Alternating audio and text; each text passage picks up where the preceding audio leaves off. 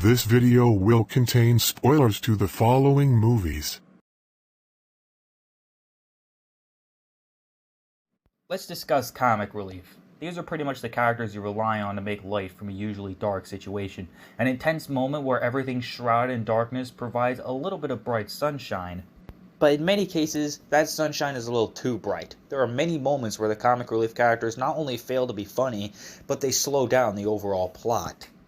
I'm not talking about all comic relief characters. For example, in Shrek, Donkey is there for the laughs, but he's also clever with how he can not only be funny, but contribute to the single narrative. Roger Rabbit was mainly there to be funny, but he's also the reason the story kicks off. I'm talking about the comic relief characters that make up their own narrative that's either incomplete or just not funny to begin with.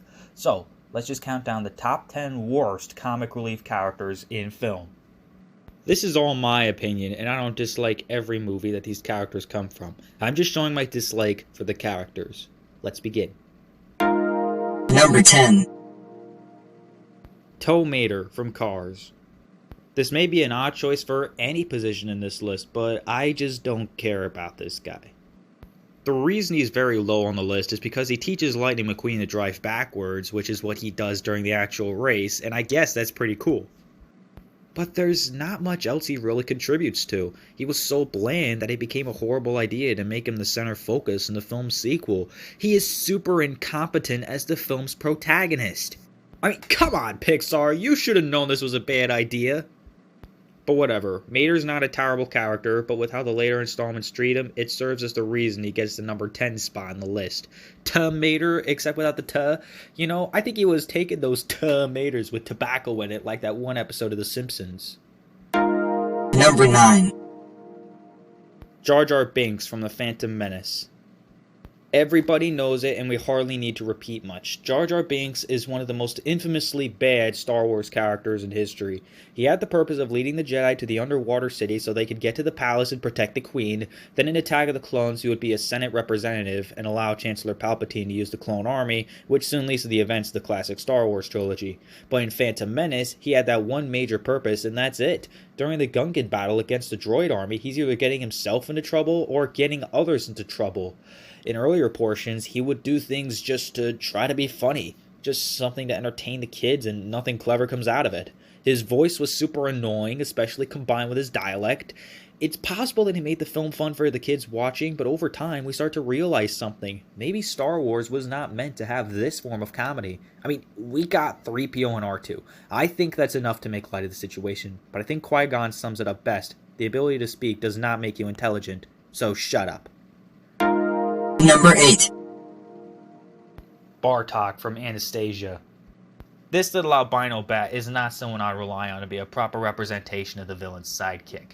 I mean, the only big purpose he serves is alerting Rasputin that Anastasia is still alive. For the rest of the movie afterward, he's just trying to make the kids laugh. He'll appear in just about every scene in which Rasputin is involved. He doesn't even do anything. He just sits off to the sidelines and watches the action. I like Hank Azaria, but maybe this was not such a great character for him to work on. But he gets to do this again when they made a spin-off prequel with Bartok as the star. Now that is laughable. I don't get what all the fuss about this character is on. Number 7. Flit Meeko from Pocahontas. Disney's take on the historical figure is flawed in not only how it displays its source material, but on its comedic levity, particularly with a hummingbird and a raccoon. They're only there to simulate the thoughts of the lead character, which we can probably already guess by, I don't know, watching and listening to her? This is not the first film we've ever watched! Well, maybe it is for some kids, but why start with a film that's not historically accurate? Diving deeper into the same subject, there's nothing I can list off the top of my head that Flit and Meeko contribute to. I guess they exist because a Disney princess needs an animal for a friend. Either that or I'm just getting fooled by Maui from Moana. Number 6. Boris and the Polar Bears from Balto. In an otherwise decent film about a wolf dog who saves an Alaskan village from an epidemic, we get the voice talents of Bob Hoskins and Phil Collins to mess with our minds. We thought we were going to have a good cast of characters. Balto, Jenna, Steele. Then we get to a goose named Boris alongside 2 polar bears named Muck and Luck. You see, Boris is Balto's caretaker, and while I like Bob Hoskins, his performance is like a more G-rated version of his feelings on the Super Mario Bros. Movie. Then there's the polar bears, voiced by Phil Collins. I'm glad this isn't a musical, because this would have pushed them further beyond the bounds of mockery. I don't know why they were written. Wasn't Boris enough? Well, someone didn't think so. It would be nice if I get to speak with him personally. I'd like to know what the heck was up with those polar bears. They're hyperactive and serve no purpose whatsoever. I think I've said all I really needed to say here. Number 5. Buster and Charlie from Christmas Is Here Again. If you don't know, this is a film about Santa's magic bag getting stolen and the adventure of a young orphan girl to get it back. Seems like it could work, right? Well, the problem is, it doesn't work! Not necessarily in its concept, but in its execution! Most of that comes from the characters. In the middle of the film, they come across a fox named Buster and a polar bear named Charlie. They're the basic duo of manipulative ne'er-do-well and complete idiot. Buster leads the group into trouble on certain occasions while soon having a change of heart near the end of the movie. And he makes wisecracks that aren't even that clever. He even shamelessly mentions Middle-earth for goodness sake. Freaking Middle-earth, are you kidding me?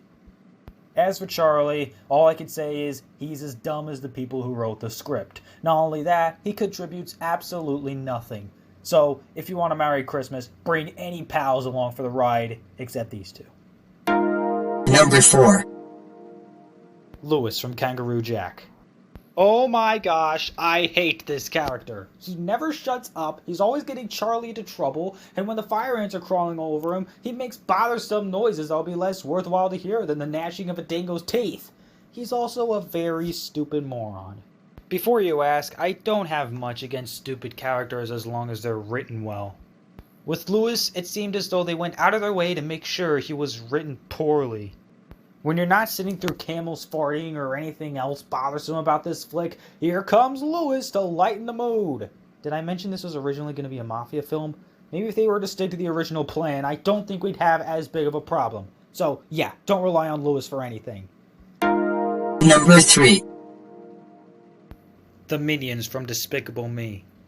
Well, maybe not the first film. I found them to be fine in the first two Despicable Me films. By the time it got to the 2015 prequel, the franchise started to decline in how they could handle these yellow butt plugs well. They're short, they have a weird face, they speak in a different language, and that's about it.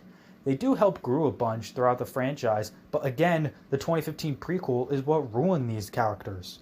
They can't hold up a movie well on their own. Things weren't getting much better when Despicable Me 3 came out, but by then, that is to be expected. And there's an upcoming sequel to the 2015 prequel for some reason. Oh gosh, please let it be better. I know chances are slim, but somehow, some way, it's gotta be better. Number 2. Scowl Batso from Happily Ever After. Whose idea was this? There's no way any screenwriter would be stupid enough to write in an owl and a bat that are only there for comic relief, and worst of all, they squander the talents of two great actors, Edward Asner and Frank Welker. I gotta ask again, whose idea was this?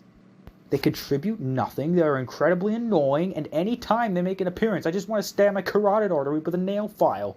And get this, they're so bad they will remind you of it every chance they get. I know that every time they say bad, it's supposed to refer to evil, but gee willikers, enough is enough. Scowl even gets a freaking rap number, which is completely unfitting considering this is supposedly a sequel to Snow White. How did this slide? If I'm out hunting at night and I find one of these two characters, I'm pulling the trigger. Number 1. The Professor from Felix the Cat the movie.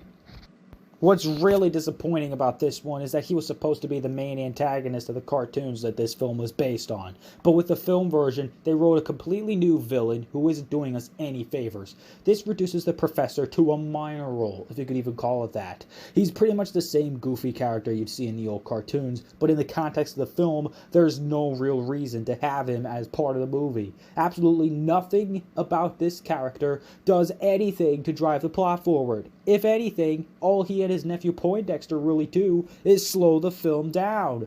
I can guess that there may not have been a lot of material for a feature film where the Professor's the villain, but come on! I'm sure you could have come up with something there. Bottom line, a big disappointment. 3, 2, 1.